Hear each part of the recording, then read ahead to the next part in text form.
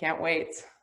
And so, as promised, our first speaker up is going to be Bodhi Patil, who is our Parley youth leader and really has been a vital part of the establishment and the success of Ocean Uprise. So I'll turn it over to Bodhi, who will then hand off to Cyrill. What's up, everyone? It's really great to see all of your faces and know that all of you are listening in today.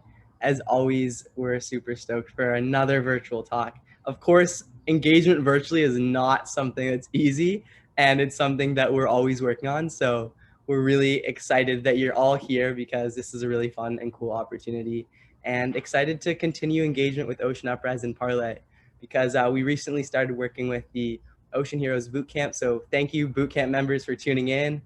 It's such an honor to have you here today. And with no further ado, I'm going to get into a little prezo that I created thinking about what ocean innovation meant to me and how it could be sparked within everyone else. So I hope you all can see this. And yeah. I'm gonna go right into it. Thank you guys. Water is our lifeblood and connects us all. I want everyone to breathe with me. Breathe in and out and in and out. Every second breath we take comes from the ocean. No matter where we are on this blue planet, we're directly connected to the ocean and water. Ever since I can remember, the ocean has been a huge part of me. From exploring sandy beaches to enjoying the rain trickle down, water has given me a deep sense of peace and excitement. Being in, on, and around the ocean has deeply humbled me and provided unconditional joy, opening my eyes to the beauty and fragility that its many unique ecosystems contain, and all the fun things that you can do with the ocean. Through elementary and middle school, I had the chance to live by 5 different seas and see all sorts of ways people depended on the ocean for their own health and well-being. My family moved around from Indonesia to Qatar and across North America, giving me the opportunity to look into how water, or lack of it, has affected communities and young people alike. Coming back here to the tide pools of Point Roberts, Washington, has always been extremely grounding for me. It was the one place I could call home as a kid because we moved around so much. It is also the place where I fell deeply in love with the ocean, my first true love. As I grew older, I started to see that the ocean and people who depended on its health were under threat. Trash lining our coastlines, water so discolored you no longer dive into it, humans shifting away from the beautiful blue universe that welcomes and protects us all. Like many of my peers, I felt disconnected, and at a certain point in my life, utterly hopeless and deeply depressed. However, my youthful joy reminded me to see light at the end of the dark tunnel and reaffirmed that all is truly well. With a spark of light, I turned to the ocean to answer a question that had been on my mind since 6th grade. What can I do to help the environment and people around the world? Fortunately, COVID-19 presented me an opportunity. A time after graduating high school to reflect on this question and develop a more concrete strategy to take action. Going back to the ocean after spending so much time in the Potomac watershed of Washington, D.C., reinvigorated me, and I knew how to make a change for myself, my community, and the ocean. With the help of my family, friends, and mentors, I developed a wellness toolkit to boost ocean health and human health simultaneously. The beauty that the ocean evokes. Just like humans have our bodies, minds, and spirits, the ocean has a surface, underwater, and power. I had the chance to pitch this concept to Cyrill, and that was the start of a much, much bigger journey with Parley and Ocean Uprise.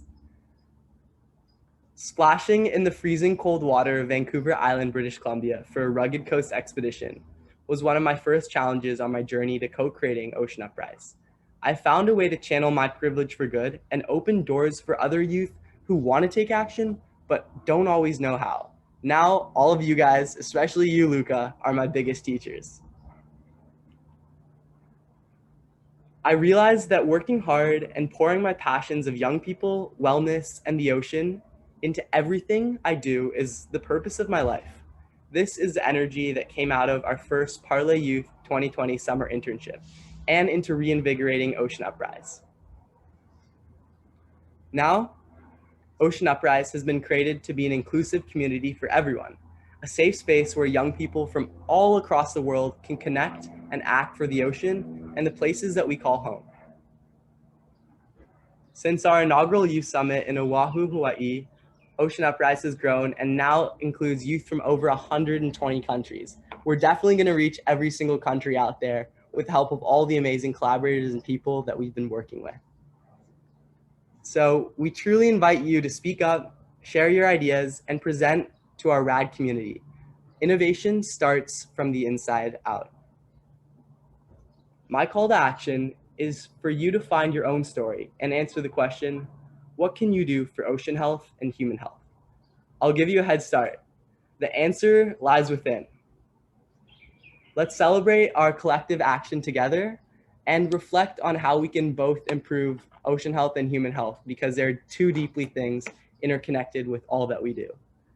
Thank you guys very much. I know you've heard from me, a lot of you already, and I'm really, really stoked to pass it over to Cyrill. I hope that was a little bit of an intro to some of the things that we can do internally to create great results externally. So I'm going to stop sharing my screen and pass it over to the big boss. Not a boss, not today. So hey, thank you, Bodhi. We made a travel into your world, into your photo album, and into your mind. You know, thank you for being at Parley and bringing all your energy. So, and yes, and thanks to the whole team, to everybody at Ocean Uprise who worked so hard over the last month and year to form this, to shape this. Because one thing we really know at Parley is no superhero, no one individual will leave any impact behind. This is all teamwork. This is all about us collaborating. This is about all accepting individual roles and saying, you know what, I gotta do the best I can with the tools I have, with the knowledge I have. And that's perfect because somebody else will like complement to that. So I'm gonna try to use the next 20 minutes and I'm gonna try to be strict about it and not like speak for 5 hours. I'm gonna try to give you a little deep dive into what Parley is from my side, from my view and through my glasses. And I'm gonna share my screen. From your huge black glasses that everyone loves. I definitely need them. So, Parley. Yeah, Parley started itself. It was not that we had a plan. It was not that we were sitting there and saying, okay, now we become environmentalists, or no, we actually were running a design firm, me and my partner, Leah. And we were on the other side. We actually helped companies to make more things, to destroy the planet faster and to make a lot of money. And as a creative, you know that, right? There's a certain trade-off. You put your skills under the service of someone, especially if you are a designer, not when you're an artist. There are other creative professions, but as a designer, you are an instrument. And in return for donating your time and your skills and your passion and your love for your job, you get access to knowledge. You see how things are being made, and you experience how beautiful it is when ideas come to fruition. If like massive, big organizations suddenly build their existence on your ideas. That's a very impressive experience. It ended for us pretty much in that form in 2012, on June 16, when I met a guy, Captain Paul Watson of Sea Shepherd, and he was arrested in Germany. And a mutual friend told me about it when I was visiting an art fair at Basel in Switzerland. And he was arrested at the airport in Frankfurt. And funny enough, Frankfurt is the place where I was born. And I never really lived there. And in 3 months, they brought me to the Black Forest in the south of Germany, where I grew up, and left years later in 2004 to New York. The truth is that this moment when I met Captain Paul Watson in Frankfurt, I learned something. I learned that the oceans would die, that we're actually destroying the biggest biosphere on this planet in rapid speed, and that we are at war with the sea without even being aware of that. And that we are so efficient that in 36 years out, that was his statement, by 2048, the oceans will be dead. And we, our generation, would be responsible for leaving behind a Dead Sea. And there was a very personal aspect to that for me, because I love the oceans. Growing up in the mountains, being with the sea was a very luxurious thing. Or now, I mean, we couldn't afford going to the sea in the vacations. You know, I spent my time mainly in the forest or in the hills, in the mountains. So in my whole youth, I think I was like probably 3-4 times at the sea until I turned 18 and could drive a car myself. And every time I was at the oceans, I was overwhelmed.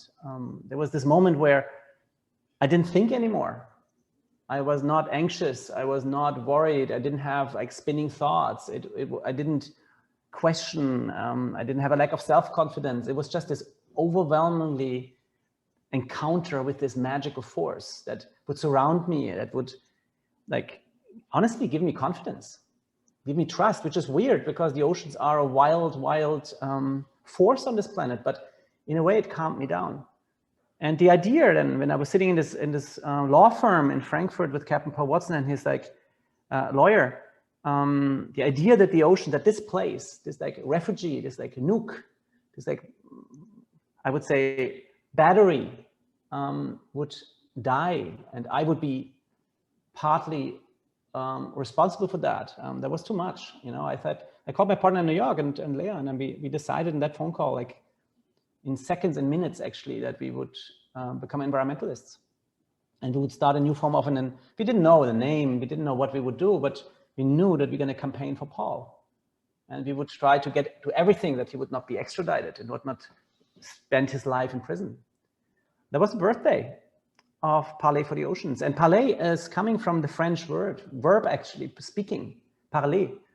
And also as parler, as it's written like that, it's known to be a convening, a peace conference, a moment of truth where opponents meet and figure out how they can end the war. And that's exactly what we are in right now. We are at war with the sea, we are at war with the oceans, we are at war with ourselves. Because if we successfully defeat life in the oceans, then we're going to lose it all. We will not be able to exist. And now, I mean, after I saw these pictures, Bodhi, I thought I could pull one too. I rarely have pictures of myself in a presentation, but I thought, hey, why not? Because this is these are the two people that molded me at the beginning. I was lucky because I had the best two teachers. Coming into a new space, not knowing anything, not being an environmentalist, only being inspired by a molding. Growing up in Germany, you kind of grew up with this environmentalist inbuilt. You have this module in you. You learn to separate your waste. You learn to save water. There is something there where we grow up kind of semi-green. But then, you know, entering the environmental movement and deciding to dedicate our lives to the oceans, to protecting the oceans, was a new territory. So fortunately, like super fortunately, the best person was the person that introduced me to kind of open the door for me, because back then I needed to also to see the thrill. I want to be excited. I didn't want to go into boring. You know, I came from a world of fashion and lifestyle and design, and Captain Paul Watson was like the perfect figure. It's like the Jay-Z of the environmental movement, you know, like having this, like these edges and being controversial. It was super cool, to be honest. You know, I was excited. And then the second person, but he's also very controversial, but still it was a perfect entrance into the world. A rough one also, because I was confronted with all these forces, all these economic interests, all these ideological interests that would, I would say, try to avoid that we are stepping up too much, avoid that we are changing existing patterns and standards. So I felt that. It was something where I, at the beginning, didn't have the feeling that I could ever make a dent, could ever play a role, could even be part of an intelligent conversation. It was totally new to me. And then the other person that was pretty much like the biggest inspiration, and both are now very dear friends, is Dr. Sylvia Earle. She was like a woman warrior, right? She was the first one to walk the seabed as a woman, and she defeated all these snobs out there, all these men that would say, oh, this is not a place for women, you know, and she is a rebel and a scientist. And in a way, a total different angle than a Paul, who's more like a provocateur, like a media communication expert, like somebody who's like confronting everybody with a reality they don't want to see. But still, they're sharing a message. They're saying the same things in different words. And the older they get, in a way, they're kind of saying the same things now. And suddenly, I see that things that were confrontational in the past, they become the norm. So suddenly, it's allowed to speak out the truth. And in 2018, like 6 years after we started Parley, we decided to call out the material revolution. Yeah, we felt that all these environmental issues we're facing, I mean, we saw that before, but we didn't feel strong enough to make a call to action on an international level. And also, to be honest, to really question the standards to the core. So in 2018 at the United Nations headquarters in New York, we said, this way of creating things, this way of like dealing with resources, dealing with materials, of making stuff, using it up and discarding it, this way has to end. You know, we can't afford that anymore. It's an old thinking. All these, often these ingredients, these building blocks of our economy, of our everyday, and even of the design of our environment is based on a time where we felt that everything is there for us to take, endless resources. We can just throw things away. But our population is now so big and our planet is like truly polluted. So we can't anymore afford this thinking. We have to actually question everything we do. And in 2018, we said, in the next 12 years, we have to invent, we as a creative community on this planet, have to own the responsibility for the environmental movement, but approaching it more from I would say, aggressively innovative way, like invent our way out of this and develop alternatives, develop new materials, new business practices, new product ideas, a new way of living. And we don't have time, right? But we have to seduce the world. We have to seduce the masses in the most optimistic way for the new. We have to form a new economy. And business, as we know it, is always formed and shaped around ideas. Somebody had the idea to burn fossil fuel in an engine, and that was the birth hour of a car, right? Somebody decided to create a plastic bag and even wanted to save trees. Often it was the best of intentions or just curiosity or excitement about like newly developed skills or new opportunities. And I think now we're in a time where we know that we can't just blindly stumble into innovation. We have to kind of take responsibility for our ideas. And now we need new ideas, we need new technologies. We have to reinvent ourselves out of this mess. And it feels overwhelming for a lot of people. It feels like, oh my God, the world is broken, doomsday, and what can I do? Interesting enough, only a handful of people invented these big innovations in the first place. So if people invented things that were first great, considered amazing, and then turned out to be a problem, like plastic, for example, or fossil fuel burning, or eating everything alive what we see. If somebody could invent that, so why wouldn't we not be able to invent something new? And that, I think, is the empowering thought.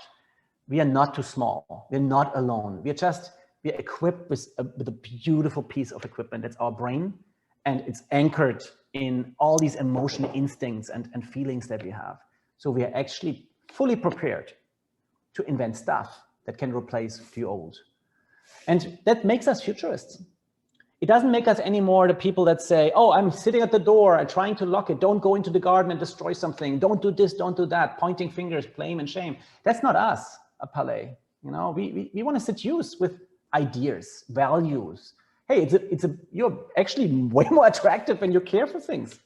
You know, you're way more attractive when you actually have great ideas instead of being numb and have a lack of empathy. I mean, who wants to hang out with a person that doesn't have empathy for life, you know?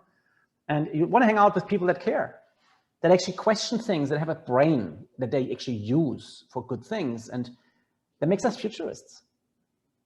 And that's the future of being an environmentalist, is like, hey, how can we create something? How can we create a new form of living, a new understanding that allows us to coexist on eye level with nature?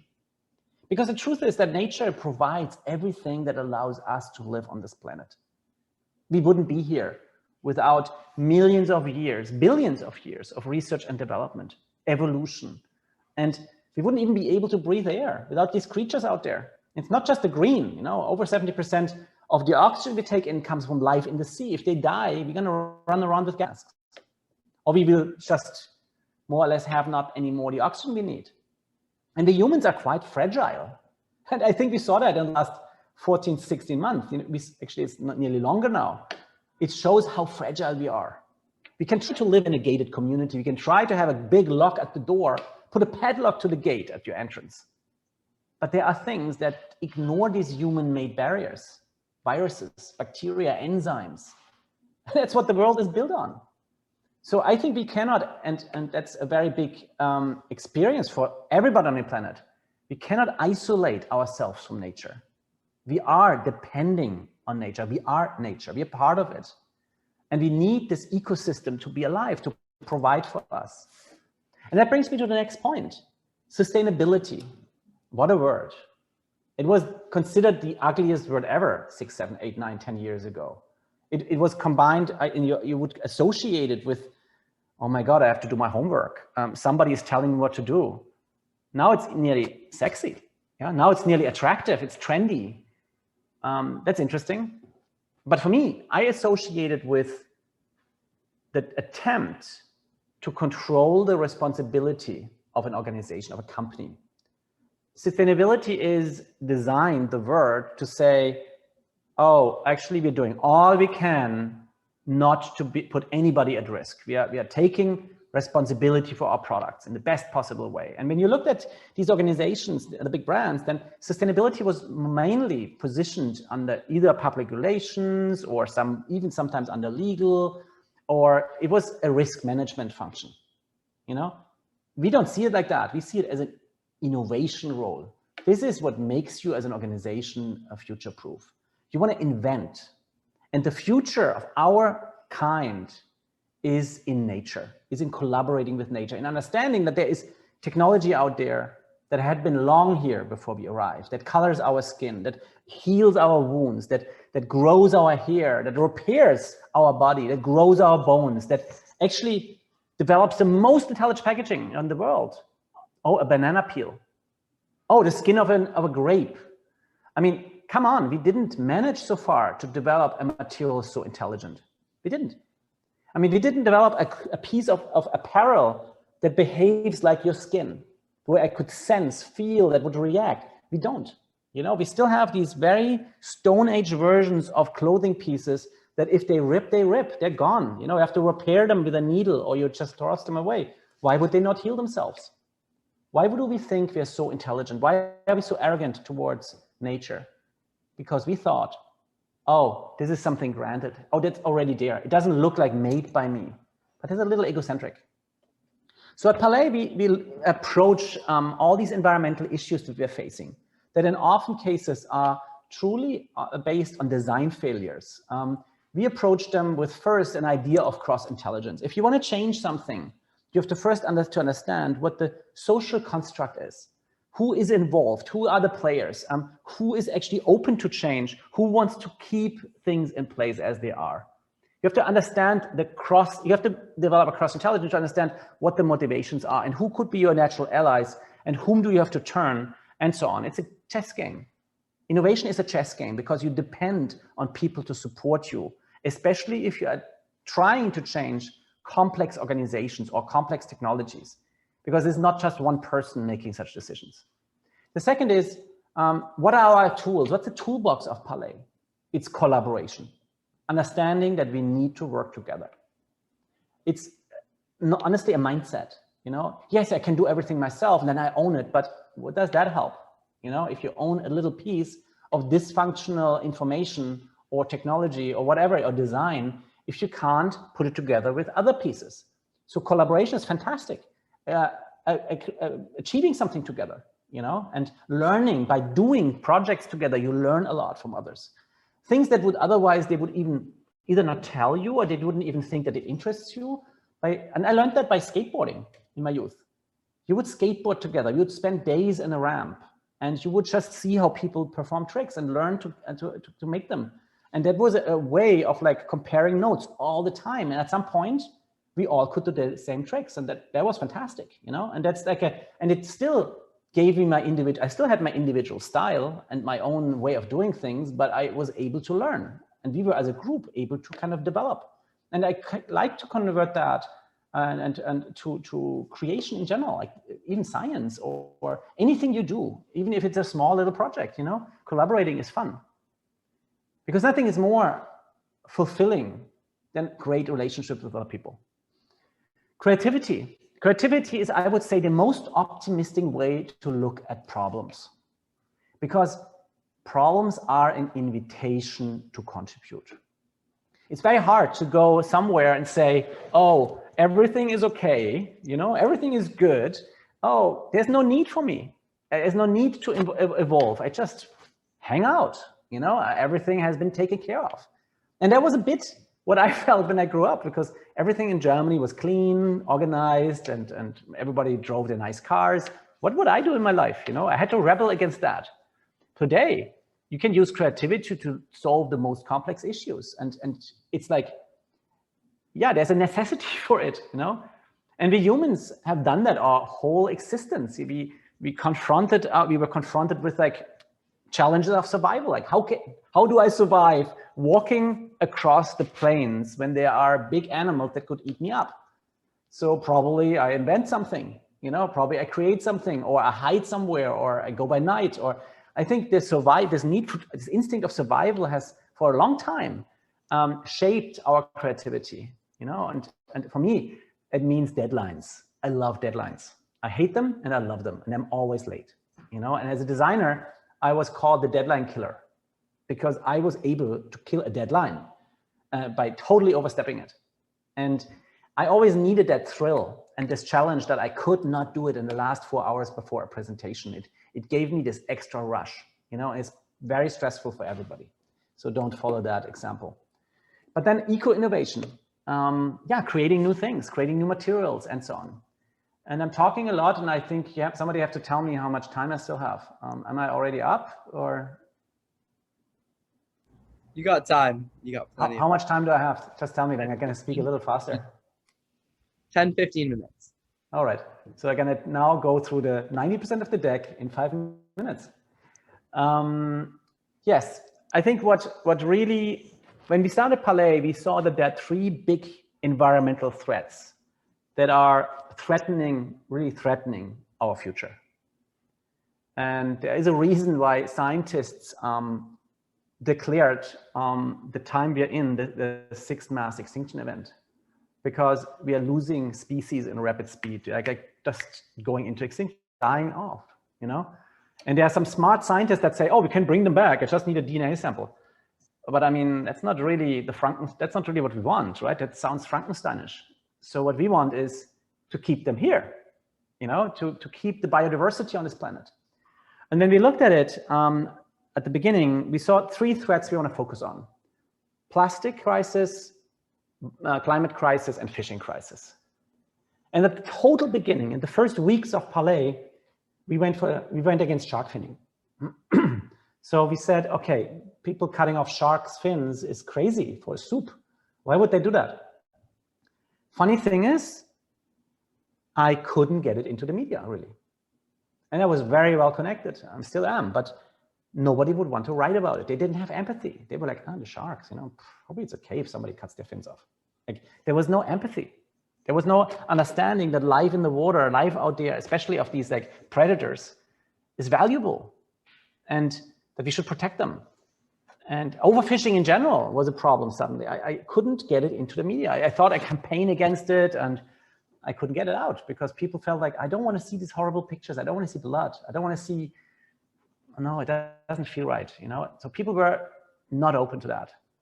And climate change was invisible. Actually, people felt like, probably it's okay if the planet is heating up.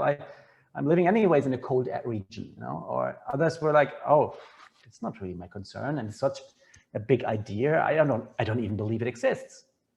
So we decided to go for something very obvious. An environmental issue where you find a smoking gun, where you actually have proof, and that also relates to every single person on the planet. I mean, there are some exceptions. There are some people who still haven't been in a conscious contact with plastic, right? They probably were breathing it in, but probably they live somewhere at the end of the world in a beautiful magical forest, and they still haven't really bought a Coca-Cola bottle, right?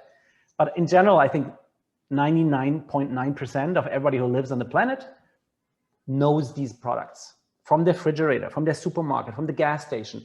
Plastic speaks a universal language. Plastic bottle shapes are nearly the same everywhere in the world. Washing detergent, straws are definitely the same all over the world. Cups, and that's a standard. So everybody would recognize these items. And then if you see them on a beach, if you see them in the belly of a bird, of a whale, if you show the horror of what plastic does in the environment, people would associate that to their own consumption behavior. They would actually at some point see the bottle that they're holding in their hand related to the bottle they see in a fish or in a mammal. And I found that, or we found that was a very powerful thing, because suddenly you have a direct link. You have a visual connection between an environmental issue and an everyday item that people are using. And we felt that is the perfect the gateway into an ocean movement, a global ocean movement, right? And when you look at the pictures, when you're looking at plastic, and back then it was not considered dangerous. People considered plastic as a safe material that protects me from things, right? It was antiseptic and clean, and it was really protecting my health. That was what people thought. And the idea that a plastic material could be dangerous, or the idea that a plastic material could be reinvented and replaced, was something people would only laugh at, back then. And what we identified then was marine plastic pollution should be our first big thing. And we looked at it, and we saw that there are millions and millions and millions of tons of plastic out there, and the plastic behaves very weird.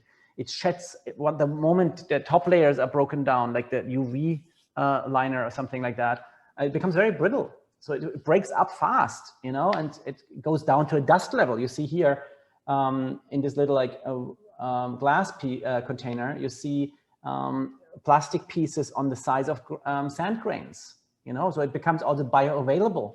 Everybody can eat it, and animals mistake it often as food, or they just take it in because they're grabbing stuff, and they have learned that they can trust the oceans. They can just eat, what they find, and suddenly there is toxic material in between. Or they get entangled, like in ghost nets, like fishing nets that got lost or got discarded, and they die in these nets. So plastic has a very horrible aspect to it. And we see whales bleaching, and we see turtles growing up entangled in six-pack can holders, or we find zooplankton with microparticles of plastic, the green stuff in here on the right bottom. Or you find lighters and bottle caps in the belly of birds that starve because they can't anymore take food in, or their inner organs get poked by these very sharp objects. Interesting enough, plastic is everywhere. Plastic is on the top of mountains, in the snow, it's in the rain, it's often even transported by wind, it's in the dust, it's even in tap water. And even if you open a glass bottle, there might be plastic in there because the liner in the cap is made from plastic. So plastic is shedding microparticles, it's gassing off, and it's leaching chemicals. And it's responsible for a lot of things, a lot of illnesses, and we learn more and more every day how it's in our bodies and does things with us that we don't want. So in our eyes, and you'll see that, and when you see, when you're out there in the wild and you find plastic everywhere, even on inhabited islands at the end of the world in the Indian Ocean, or in rivers, or at the seabed, you understand that this material is a design failure. It's too long out there. It's like wandering the planet like zombies.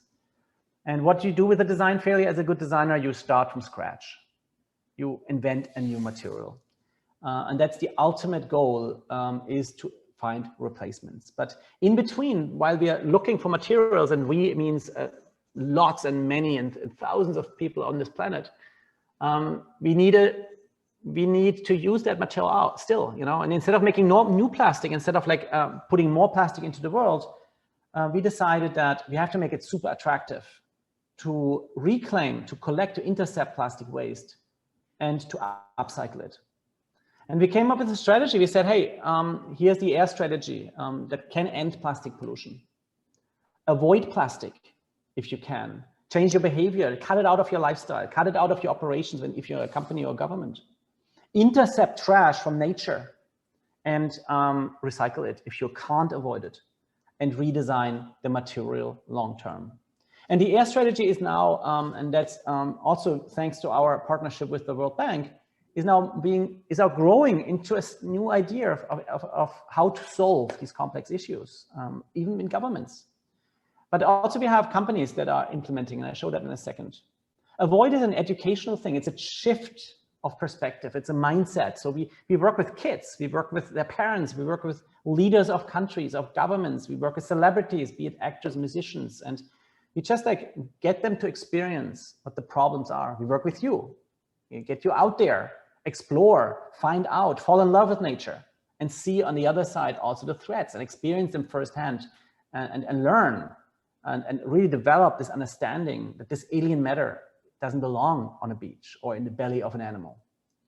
So interception is a direct response, really. It's like going out there, take the stuff, save lives, you know, clean up as much as you can, because every piece you take off a beach is a victory. It's not ending up in the belly of a bird, a fish, or a mammal. It's not spreading down further. So cleaning up is also nearly a meditative act, because you can spend hours on a beach. It's like actually it's the opposite of putting together a puzzle, but still it has this moment where you reflect and you totally understand how useless most of these objects are and how short the usage span is. I think the average usage time of a swing and feedback. Somebody didn't mute the microphone, or was it a contribution that I couldn't decipher?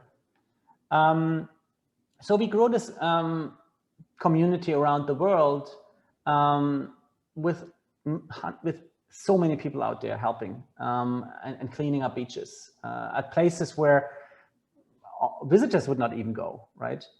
But then the R of air is about redesigning. Yeah, what can we do with that trash? How can we give it a new life? You know, so we don't have to kind of leave it on a landfill or burn it. That would be crazy. You know, especially burning it in the open field. It would like release a lot of toxic chemicals and even contribute to climate change by releasing emissions. What can we do with that stuff that was declared unusable before we started? So we've worked with green chemists and found ways to develop things out of plastic waste. On the other side, what is the future? What could replace plastic? Looking towards nature, we identified, and that's not us, but there is a community of biofabricators out there that look at bacteria, algae, yeast, fungi, mammalian, honestly, even carbon emissions as feedstock or as mechanism, as creatures that create materials, learning from nature. But our first step was to say, we have to turn this big problem into an opportunity, and we need a catalyst brand. We need something that shows that people are willing to use alternative materials and people are buying into an idea of change. And so we created the idea of ocean plastic back then. And we created yarns and we made a shoe. And that was 2015, 6 years ago. It sounds crazy, 6 years. And this one shoe was presented at the United Nations back then at the conference, and it went ballistic. Press-wise, there was not even a big presentation. It was not it was definitely not a campaign. It was a press release that we put out, and it was one of the most successful campaigns Adidas had. It went around the world, and it showed that we can answer very severe problems with creative solutions. We can actually turn this very bad energy into a very positive energy, into an invitation to rethink how we are approaching the biggest challenges of our lifetime. Not by being anxious or having fear, but being invited, feeling invited and saying, you know what, here's a problem, fantastic. I could be the one that solves this, or I could be part of it, or I just use it as an exercise to rethink how I am looking at the world. And the next thing is that we found a way really with our partner to develop products in the millions, and replace virgin plastic and get this brand Adidas to commit to go completely out of virgin plastic and into recycling. Yeah, and today you see athletes all over the world wearing in tournaments our product, flying the flag for us. And there was a Run for the Oceans just happening. It was ending on June 8th with 5 million participants. So it's really, it turned into a movement, right? And that is beautiful. And we went further. We said, how can we turn the worst trash we can find into something valuable? And how can we declare this material as luxurious? How can we declare purpose as the new luxury? So we started making frames with this one that I hold in my hand is made with fishnet. Or we found ways to press that trash together into sheets and mill out of it. So there is a lot you can do, and it's definitely looking different than the plastic we are retrieving from the beach. You probably saw the launch of Clean Waves, which is the first brand. It's a creative fundraising platform where collaborators come together and create things out of this ocean plastic, right? All the funds, all the income is going again to our work. So there is, I would say, creativity with activism and science. I mean, design, art, science, and activism. If you pair that up, you get a very, very powerful combination, right? And that can change the world because you are actually showing things how people have never seen them before.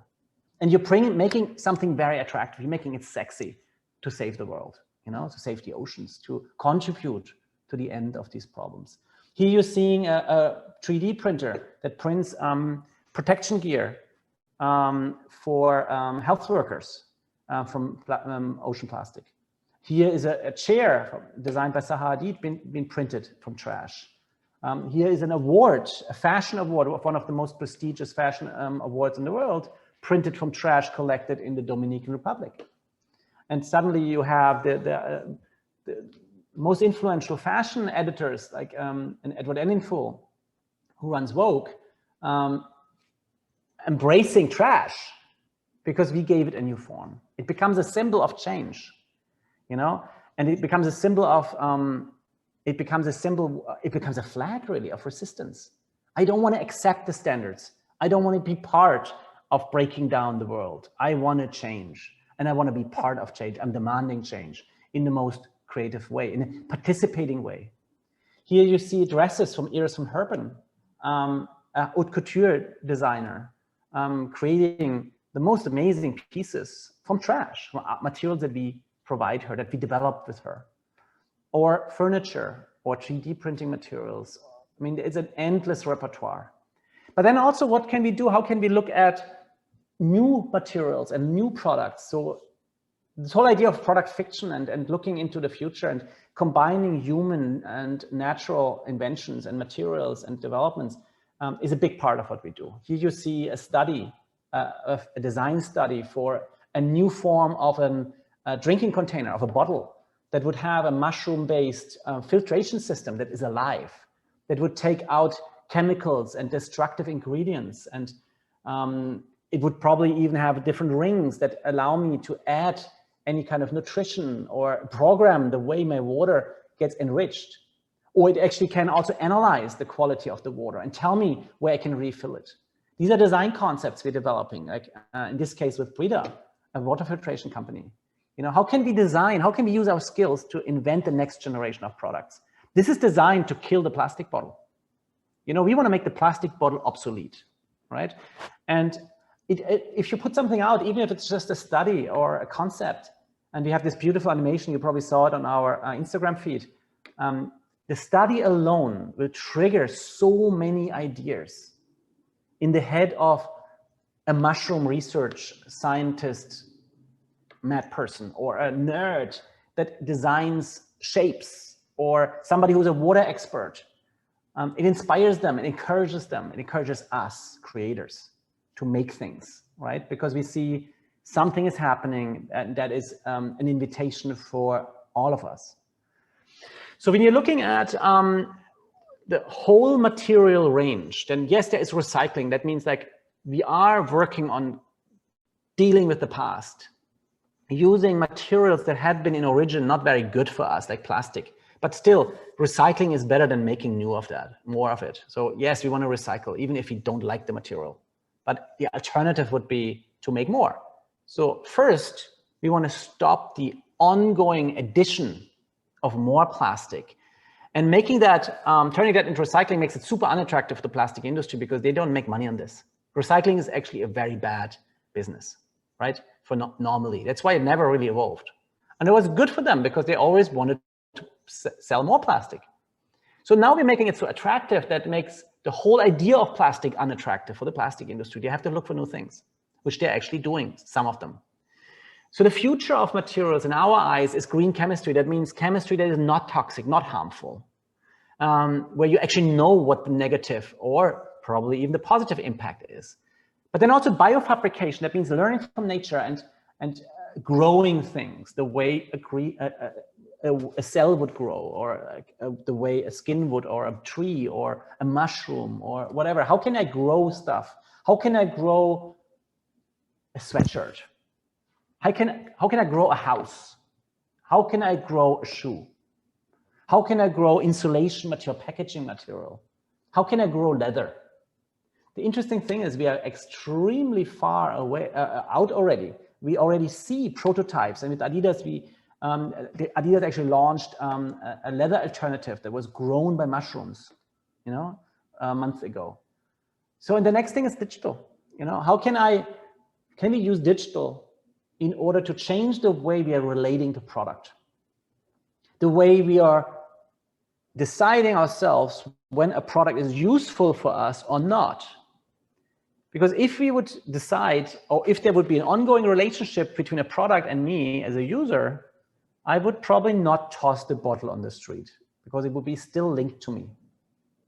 Like a car is, because there's a VIN number. I can't just drive the car on a public beach and leave it there, or sink it in a river in New York City. They kind of find me because there's a VIN number in there. So why is that not the same with all that trash? Why is there no ownership? Why can I decide as a user when to own and when not to own anymore? To neglect and to let go, because there isn't a way. Unfortunately, the idea of a way doesn't exist. Everything ends somewhere, and everything affects everything. So yeah, here's a shoe made from the spider silk, biofabricated material. Here is a leather actually made based on a protein. Yeah, there's a lot to come, and I'm gonna cut it short now, but what we're doing is we are really looking at all aspects, even when it comes to recycling. We don't want people out there suffering and being trash pickers. We don't want that. We want them to be celebrated. They should be heroes. They should be celebrated for doing a service to the world, to the community. So we're having a lot of projects going on, going very deep into the unexplored and unpublicized side of our trash worldwide. We don't want animals eating that stuff up. So we want to be fully transparent. We want to understand where material is coming from. We want to understand who touched it, what do they earn? And we want to create a new idea of ownership. We want to intercept trash in rivers and worldwide. And we want to take all that stuff out until we don't have to take it out anymore, because we invented a new material. So yeah, that's pretty much it, I think, what I have to contribute today. Otherwise, I'm going to eat up more of your time. Another vision is, and we see that happening in Hawaii, are Parley stations, right? We want to see a network of Parley stations over the world, all over the world, where people meet, come together, share ideas, learn, and collaborate. Start to see the world in a different way and build alliances with others. So they know they're not alone, and they can call somebody if they need help, or they want to share an idea or start a project together. So yeah, I think I went drastically over time, but you know what? I'm not even sorry. No, that was incredible. Thank you so much.